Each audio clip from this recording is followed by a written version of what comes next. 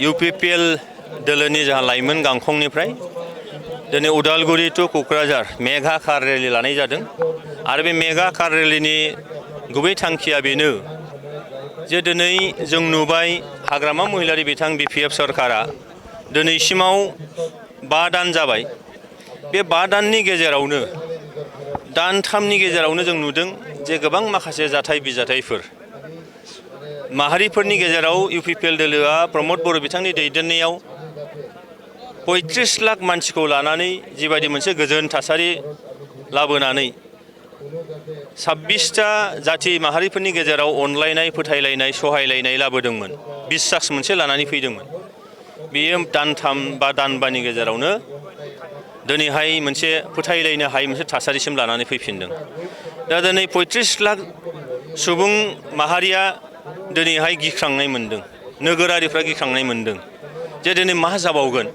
दा बेनिखायनो जों UPPL दोलोआ जों मोनसे रेजिस्टार पार्टी, रिकगनाइज मोनसे पार्टी। प्रमद बर' बिथांनि दैदेननायाव थांनाय बोसोरबायाव जों BTRल' नङा, आसामल' नङा, सारा भारतआवनो मोनसे मडेल सेट खालामदों जे UPPL जों गोजोना सम्भब जायो। UPPL हान्जाजों हारि माहारिनि गेजेराव फोथायलायनाय अनलायनाय सहायलायनायफ्रा सम्भब जायो।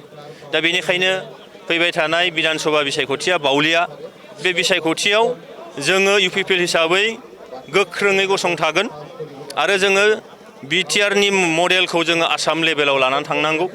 दा बेनिखायनो फैबाय थानाय बिसायख'थियाव UPPLखौ बाद होनानै खुनु राजनैतिक बियो नेशनेल पार्टियानो जा आरो आनसलिक पार्टियानो जा रावबो जाहाथे सरकार गठन खालामनो हाया, सरकार दानो हाया, बे लेभेलसिम जोङो साननानै दङ।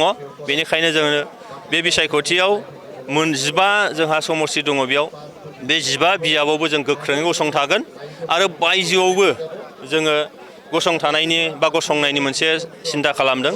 बेनिखायनो बे गासैखौबो नाहरजोबनानै जों नुदों दिनैनि थारिखआव UPPLनि जे इम्परटेन्स, बे इम्परटेन्सआ दिनै रायजो राजाफोरनि गोसो गोरबोआव निस्सय दङ, समाजाव निस्सय दङ आरो बेजों जों मोनसे मोजां फिथाइ निस्सय लाबोनो हागोन।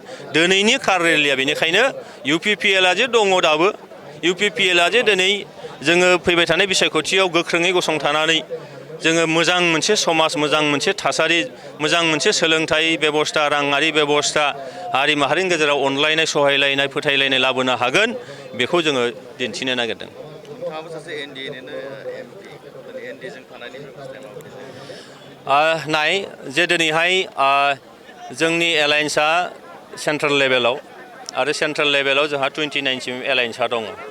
ओरैहाय आसामनि बेलायाव नायोब्ला जोङो पस्ट इलेक्सनसो जादोंमोन, प्रि इलेक्सन नङा।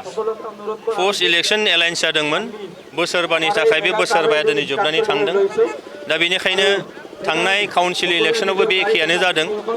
दा बेनिखायनो जों नुदों जे जोंहा एलायन्सखौ दिनै नेशनेल पार्टिनिफ्राय लुबैदों, सोरनिफ्रायबा लुबैदों, खिन्थु जोङो UPPL हिसाबैनो गोख्रोङै दङ। सोरजोंबा माबा एलायन्स जायोबा जाबाय, खिन्थु जों गावनो गाव गसंथानानै मोजां मोनसे फिथाइ लाबोनो नागिरदों बे फैबाय थानाय बिसायख'थियाव। आसामनि गिबि मन्थ्रि प्रमद बर'आ मोनसे बेबो NDAनिनो मोनसे बियो NDAनि बाहागो। माने दिनैहाय UPPLआ जे बेसेबां इम्परटेन्ट बेसो नुजादों थारमाने, मिथिबायना? इम्परटेन्टखौ प्रमद बर' बिथांनि दैदेननाय UPPL हान्जाखौ दिनै बिथांमोनहा एंगारनानै दोनोबा सोरबाया बिराद मोनसे खहा फैनो हागौ, बे जिनिसासो नुजादों। जुदि जोंहा जुदि इम्परटेन्टआनो गैलामोनबा बे खोथाखौलाय मानोथो बुंनोमोन। बेखायनो दिनै UPPLआ जेरावबो दिनै गोसो गोरबोआव हाबनानै दं।